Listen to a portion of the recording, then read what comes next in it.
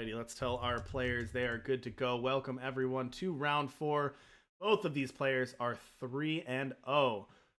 One of these players will be 4-0 after this round, and starting off 4-0 is a good way to lock yourself into top 8. So not guaranteed, of course, but winners here will be very likely. This is very likely a win and in to the top 8. Thank you again, everyone in chat, for hanging out today. We really appreciate it. Thank you, Aqua, for being here with us. Thanks for all the subs today. It looks like we are, one thing for chat, this is something for chat to think about. We are 6 subs away from getting a 3rd emote, so we know we got our heads up play, and we got our snowballs. What's next? We got to come up with what we want. Are we thinking something, got some Aegis, maybe some Lucky Draw? We got to think about what comes up in the game often enough for get our 3rd emote. So any clever ideas, chat, of what our 3rd emote should be for the tournament series? Let me know. Get some brainstorm going in chat, but be excited to see that. All right, TCG Cthulhu keeping a hand of 2 power, beseech the throne.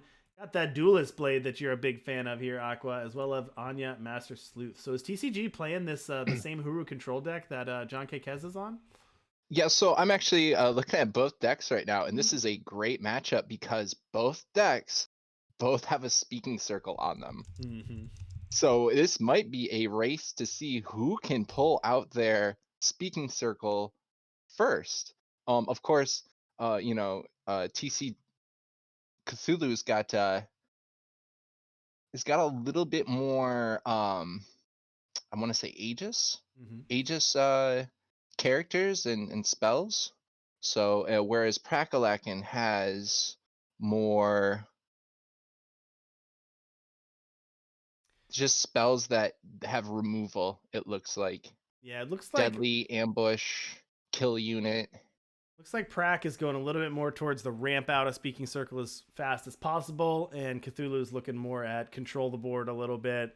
Play some Aegis, play some removal, and then get down Speaking Circles and get down control elements later in the game. Now, the markets are completely different between these two, where TCG Cthulhu has Permafrost, Cyber Combustion, Edict of Linray, Replication Cell, and Helio, the Sidewinder.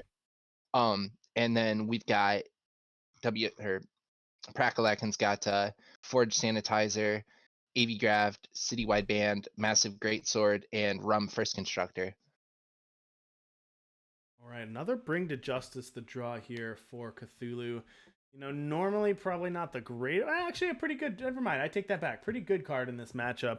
Prackalakin does have quite a bit of units for being this ramp deck. They've got Diana. They've actually got 3 copies of Diana in hand. So Bring to Justice is going to be pretty effective against Diana's in this matchup. Neither player with a speaking circle. Prack has 3 copies of Diana in hand, as well as a coveted gemstone. Cthulhu with 2 copies of that Bring to Justice, Silver Knight, and Genev Merchant. A 3rd copy, as if you needed more ways to bring your opponent to justice. How about 3 copies for Cthulhu? Gonna toss 1 to the market for a Helio. That's a smart play. Start to refill the hand, although only at 3 primal. So right now only drawing 1 card. We assume that's going to change here going forward. You want to draw more than 1 card off your Helio. And here comes the first of many Dianas. Wonder Woman herself in the house. 2 for flying, summon, draw a card, gain 2 health and 2 armor. Pay 12 to give Diana plus attack plus health equal to your influence. That can get out of hand very quickly if you're able to get to that 12 power. They immediately had to get rid of that. Knew how strong that card was. Here comes another one. Can't stop, can't get enough. Here we go. Here comes the second Diana. And just so you know, if you forgot, there is a 3rd one in hand for Brack as well, where that came from. Helio indeed only going to draw the 1 card. Oof, that's the saddest Helio if I've seen one. Still 2/2 flyer that draws a card, but you normally when you're drawing 3 and 4, don't draw more than that. Here comes Diana, number 3. Depressed Helio was not getting enough serotonin. Indeed, going to draw Moonstar Vanguard for Prackalakin. Prackalakin's drawing all the gas this game.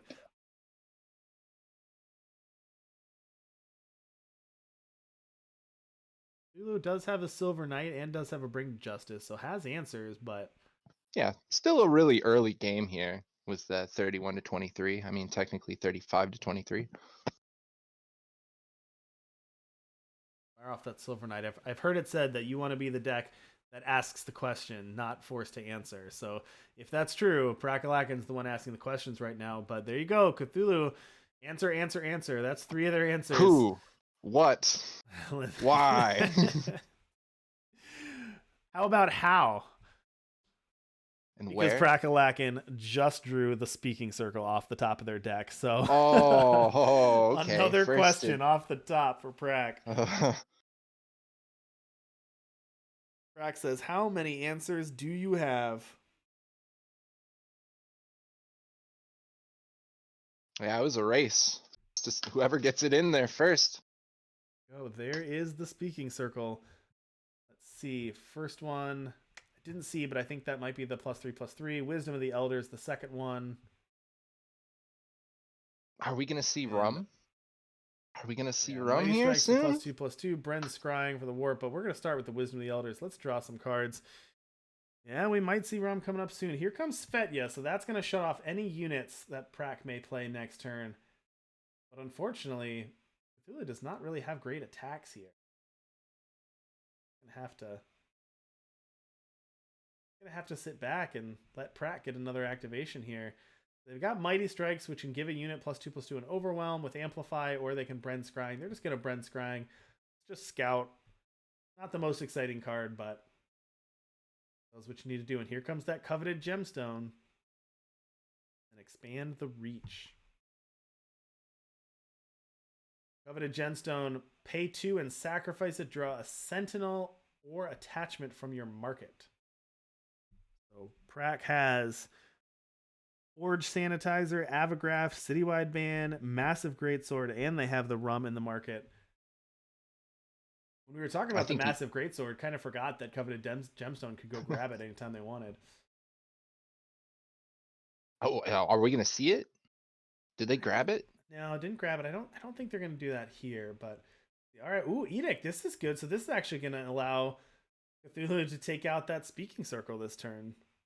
So key for that. Nice play by that Svetya to shut off Prack from stabilizing with any units. And then following up with a Market Edict, and that's going to knock that speaking circle Nobody outsmarts Svetya. Indeed. Now, unfortunately for Cthulhu, that took basically all their resources to get that speaking circle off the board. So they're in a pretty good position right now, but that was basically everything they had. Now they can play out the Staff of Stories and start to draw some cards. But they're going to need to find some more gas here, because if they don't, Prack might have a chance to stabilize. Comes that Knight Chancellor Seraph here.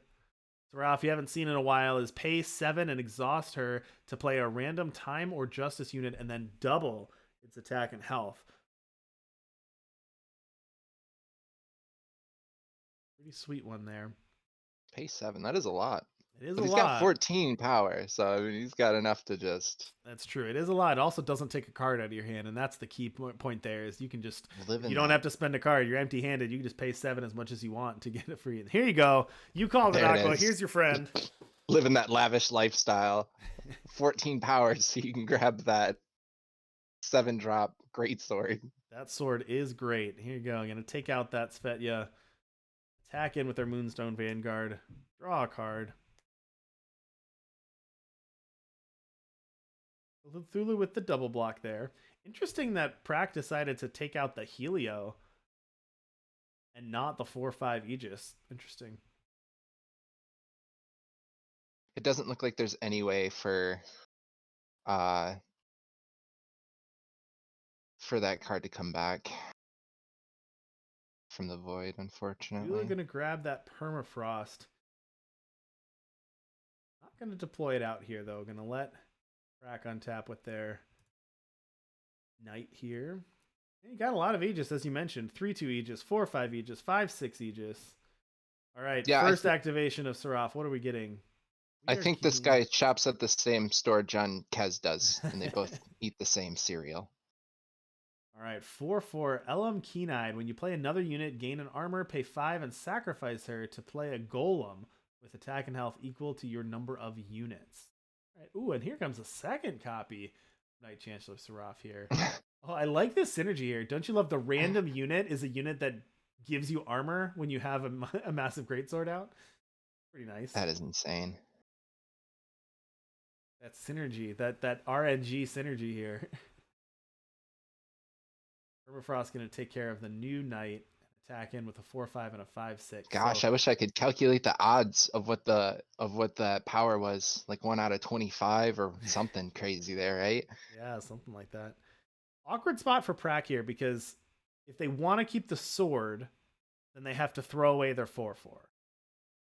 Because you can't eat it, you can't trade with either of these units. So you have to chump block your 4/4 to keep your sword alive, or you just let the sword go. So a little awkward there, but yeah, gonna have to let the sword go, unfortunately for Prack. There's so much Aegis. I can't even see what the units are. It's just glowing blue. Just straight. These bubbles are making it hard to see these units. That's right. Just a big blue bubble on Cthulhu's Just side. a big blue bubble. Prack chump attacking with a 4/4 here.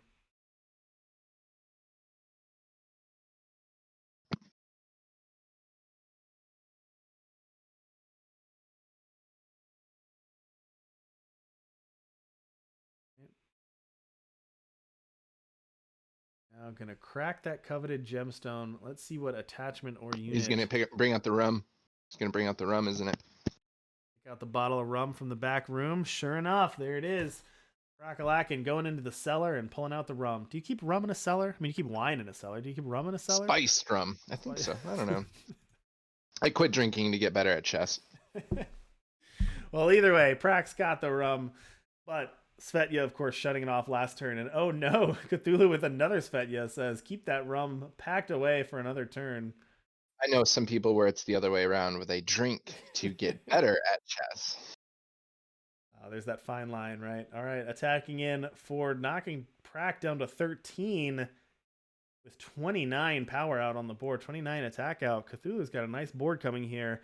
And unfortunately, Prack Equalize isn't going to do anything with the Feast Aegis. Smite not going to do anything with all the Aegis on their units. Shot Eternal, where you have to take a shot for every time a unit dies. Oh man, I think you'd only be able to play like one game and you'd be done. Seems like that could get out of hand in a hurry.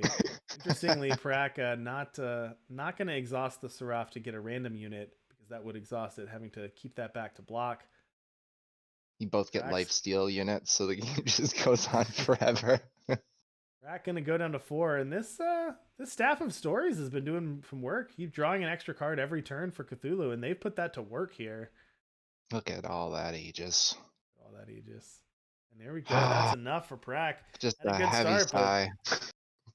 How impactful were those Svetyas though? The timing on those Svetyas was fantastic. Just every time Prack wanted to stabilize with something, there was a Svetya or something else just stopping Prack from getting what they wanted to do. And actually, that's one of the rare cases. So Prack had the early Speaking Circle. Remember how clutch was it to knock out that Speaking Circle? I got that, yes, and that was the game-winning moment. There was a lot more other plays after that too that really defined the game, but that was definitely the game-defining moment. You don't because often you're taking see the first player to play out the Speaking Circle to end up losing that, but sure enough, they did. Yeah, that was wild.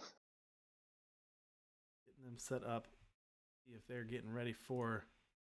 Remember, this is a key match for these two because the winner of this all but locks up top 8 for today's tournament. So definitely a lot on the line here. See if there's any other matches complete. We've got Sunnyvale taking it 2-0 over Reason and a Romanova taking it 2-0 over Duo Cat. All right, looks like our players are good, so let's head back down for game 2.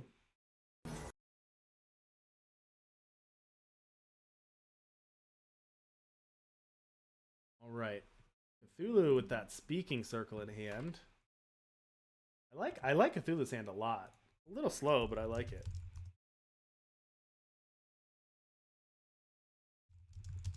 Only worry is, do they have enough to slow down Prack or to stabilize enough where they're not just playing a defensive Speaking Circle? Because Speaking Circle, pretty busted card, but if there's a weakness to it, it's that if you're behind on board and you don't have units to protect it and you miss on your flips, Speaking Circle is just a 6-cost do nothing. So that could happen here, but hopefully Cthulhu with this hand is able to set up a little bit of defense here. Romanova also winning that 2-0 over Duocat. Romanova is going to go to 4-0. So, as I mentioned, Romanova 4 and 1s are looking pretty good to get in. So, Romanova probably is going to have some great tiebreakers. Very likely that they will be our first top 8 competitors. So, congratulations to Romanova for starting with a huge 4-0 today. That is impressive. Somebody's been eating their Aegis. All right, notably, Prack also has that speaking circle in hand. So, who's going to be the first one to get their speaking circle? Now, the speaking circle nerf did affect that. At the end of each turn, if the enemy player has a sight, kill it. So, it's no longer the first one to get the speaking circle blanks everything in the future. Thankfully, they adjusted that a little bit. But here you go, Cthulhu out there. Now, Prack has been ramping a little bit, so it looks like Prack might get the first crack at it. We'll see what Cthulhu grabs from the market here. They're going to grab an Edict of Linrai. We saw that was the key card last game in taking out the speaking circle. Now, let's say I don't have a speaking circle, and can I craft one, or do I have to buy a campaign to get it? That is a good question. I believe that you can craft speaking circle. Okay. Chat can correct me if I'm wrong, but I'm fairly sure you can craft speaking circle. And if you're planning on playing a lot of Expedition, that's a very good card. One of the best cards in Expedition. All right, Smite just to pop the Aegis on the Gen F Merchant. But that's a great question, Aqua. Thank you for asking that. Here you go. First one, speaking circle out. While Cthulhu is still only on 4 power. Let's see what they flip. After watching it today, I have to go get one now. So that's why I thought it'd be a good idea to ask. Absolutely. All right. So we got Decay, kill an enemy attachment. I forgot that this card was named Decay. Now that there's an ability called Decay, I don't know if I like that that's still what that's named, but that's all right. Twinning Ritual, create and draw a copy of a unit in your hand, and then swirl the sands. They're going to swirl the sands, but notably, Pratt cannot protect their circle right now, but Cthulhu only has a 2 attack unit. So it can only knock the speaking circle down to 1. So Prack's going to have a breathing moment here, have one more turn to try to protect it. And they do have a smite in hand, so that can take care of this merchant. Fast Cookies in the chat, he said Jeep Rum. Oh, Decay, kill an enemy attachment. Unfortunately, Cthulhu had the Aegis, so is able to pop the Aegis but not kill the Duelist Blade, but are able to smite it. So Speaking Circle gonna live one more turn here. But you're gonna have to deal with this Duelist Blade at some point too. Ooh, Speaking Circle here for Cthulhu. I forgot that Cthulhu had their own Speaking Circle. So that's going to basically even this out. So Cthulhu's going to be able to get 1 card off of the Speaking Circle. Then I believe there can be only 1 Speaking Circle. I believe there can only be 1, because I think they're going to, I believe the way this works is that they kill each other at the end of turn, but we shall see. Gonna make some sheep here. Some sheep. Wow. Let's tend the flock, and there go the Speaking Circles. We're back to even. Prackalakin. You know what Prackalakin has in hand, Aqua? Sigil. Wow. With nothing over there. So really, we're banking on that Speaking Circle. Desert Alchemist gonna go right here just to get a trove, just to plunder to try to draw a card, not even saving up for that ambush. Not that they're gonna ambush a unit on this board anyway. Not ambushing these 0 power sheep. What a time to play Treasure Trove. Let's see what Pratt can draw here. Just waiting on Cthulhu. Cthulhu has a Wisdom of the Elders and oh, nice draw. There she is. Diana off the top. But look at this. Remember, how many turns ago was it that Cthulhu grabbed this Edict of Linrai? Just waiting for Pratt to play a Diana. Patiently. Just hiding in the bushes, waiting to pop out. I mean, of course, has Silent Night and Bring to Justice as well, but... Can we give these goats deadly somehow? Let me check. Let me see if that's a possibility. All right, actually gonna use that Silver Knight, the more expensive one first, to take care of the Diana. And then the Duelist Blade's gonna take care of that Desert Alchemist. Doesn't look like there's any way to give them deadly, but it does look like there's a way to give them Aegis. Of course. Oh, huge draw here for Prack. Builder's Decree. Let's take one of your cards, and let's make a pair of 11/11s. Hey, like that. These are twins now. Oh. Twins are coming out. Helio's going to draw 2 cards.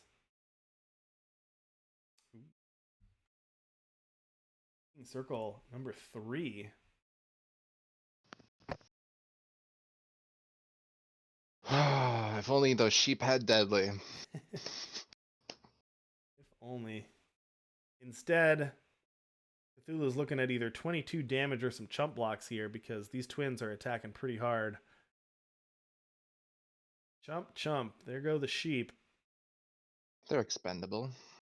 Ooh, a second copy of Speaking Circle. Wow. Uh-oh. Play that one out. Let's see what we Ooh. flip here. Right? I think Flip, that was flip it out, yeah. That card looked red, so it probably deals damage.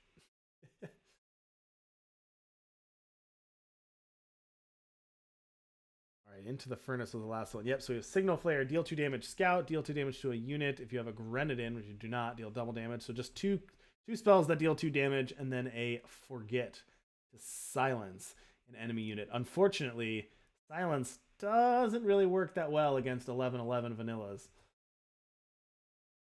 Just going to do 2 damage to the face and Scout. But as I said before, it's okay. I mean, you still have your Speaking Circle is the thing.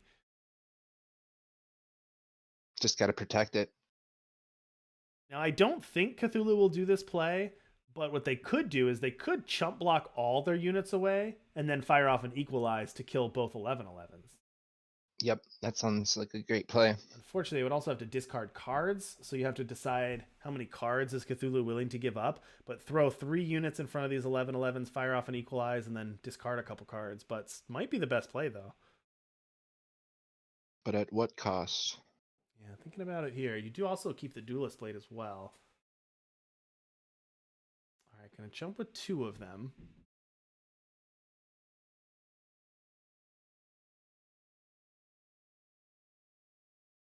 Keep their Aegis Merchant alive. A small price to pay for salvation. That coveted gemstone that we've seen a couple times. Are we just gonna fire it off right away? Fan the reach.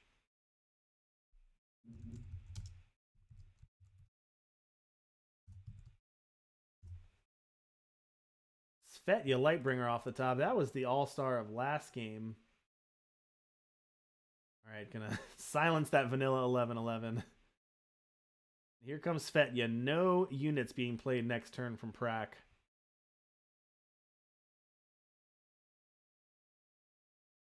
Ooh. All right, and then gonna stun the other 11/11. Another Builder's Decree in hand for Prack, although not going to want to play that out this turn thanks to the Svetya, but can hold out that Builder's Decree for next turn and steal a unit, play a pair of 13/13. Well, yeah, what a tough spot or position to be put in for Prackalakin here, because you were looking good with your 2 11/11s, and now one's frozen, one's silenced. You want to be able to get in and attack that site, but you've got this 2/3 and this 5/5 that can block. So here you go hard, and you grab the great sword. Yeah, he can't play He's attacking units, with the 11/11. Oh, he's not. No, he's not.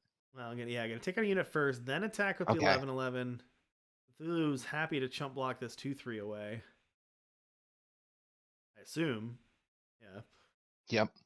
But now it's interesting. Now does Prack or does Cthulhu want to equalize here? Cthulhu needs to develop and get units out of the field to protect the site. I think the key to winning here is to get that site up and running at 3. Otherwise, everything was just kind of a waste. All right, so gonna Builder's Decree that equalize. Okay, so bold move by Prack, even without being able to play the units, missing out on a pair of 13/13s to just play the Builder's Decree so that Cthulhu can't play out these equalizes. And that actually is really interesting. That might have an effect here because that all of a sudden restricts Cthulhu to, you can bring to justice one of the 11/11s, but that means the other one's going to be able to hit in. You can't kill it with the Duelist Blade. Oh man, this is so awkward. You don't want to fire off your other Speaking Circle. So that was a great play there by Prack. It's really risky to play out your Builder's Decree without getting units, but it actually really worked out for Prack this turn, able to take that site all the way, even though it was about to ultimate. And with the massive greatsword, able to take out the duelist blade as well.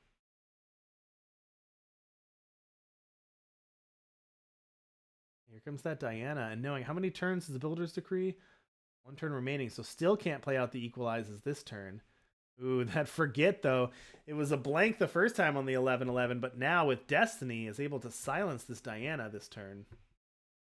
Yeah, that's going to be devastating, taking out her flying and all of her special abilities. Then she's just a basic. The problem, though, is if you look, TCG Cthulhu is at 22. There's more than 22 out for Prack and has no blockers. So going to basically need a RNG. You need an RNG speaking circle here just to get something to either chump block, but they have the great sword, so you're not really chump blocking. Putting Some up a sort prayer. of removal, yeah, some sort of removal or something. Sack a unit to kill a unit's not going to do it. Just going to fire off at any cost to gain 3 health. All right, but that's not going to be enough. Yeah, so Prackalakin going to take that one 2-0. Congrats, Prackalakin, on being our next 4-0 competitor. You are a very good shot to make top 8 now, starting off 4-0. But Cthulhu, still in good shape. Going to go 3-1. All they need to do is win their last round, and they should be in pretty good shape to make the top 8. So that was our last match of the round. So your 4-0 competitors, Aroma Nova and Prackalakin. Again, congratulations. Both of those players are going to face each other next round, but they both should be sitting really pretty for the top 8. Next down from there, you've got John K. Kez at 3-1, Sifu Danny at 3-1, Spifferific 3-1, Sunnyvale 3-1, TCG Cthulhu at 3-1, Joltaires and HeyYU rounding out 3-1. So it's going to be close. We're going to have, it looks like we've got 9 players at 3-1 or better right now. So it's going to be a good last round here. I think we should, well, I won't say it too early. It looks like we probably are going to have a nice clean cut here, but we will see that in a second. I think everyone X1 should be able to make it in. So we'll keep an eye on that. We'll make sure we know that. But we're going to go take a quick break before our final round of Swiss. So thank you everyone for hanging out. Thank you for the follows. Thank you for the subs. We really appreciate it. And we'll be back in just a minute. Thanks everyone. See you soon.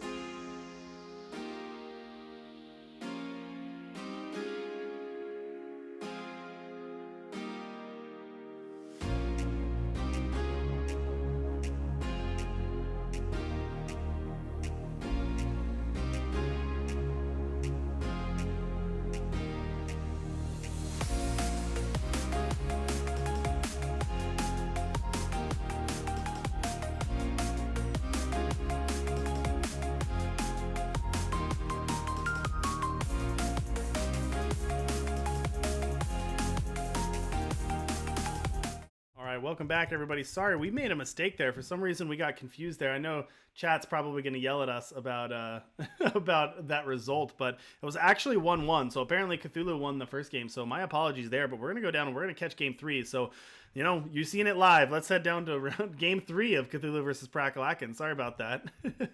Here we go. All right. So, well, it looks like they are tied at 1 game apiece now. Let's get them pulled up here. Hand cam pulled up.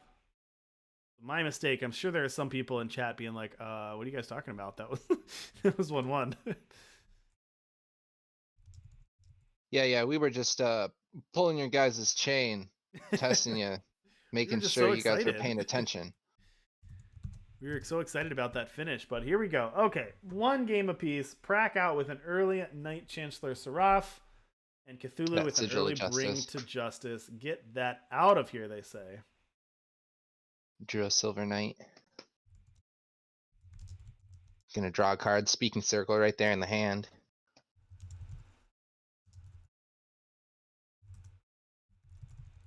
Four power. Smite. Prackalakin at 5 power.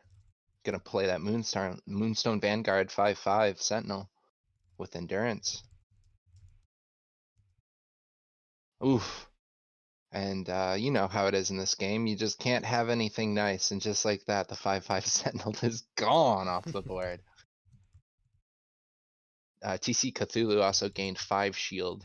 Prackalakin just played the site there. Hey, Fast Cookie, thank you for cheering the 3 heart bits. Much appreciated. Thank you for your support of the tournaments. My mistake, everyone, on getting that down. But here we are for game 3. You just get more bonus awesome eternal action. That's all it is. All right, quick speaking circle out here for Prack. Early speaking circle. We got Wisdom of the Elders to draw to. We've got Aijin's Choice, and we've got Jek's Takedown here. Ooh. Oh no, so the Jek's Takedown can deal 3 damage to an enemy site, which would be good, except it's off of Speaking Circle, which kills the site anyway. And the sites kill each other. So not actually going to get to play that out there.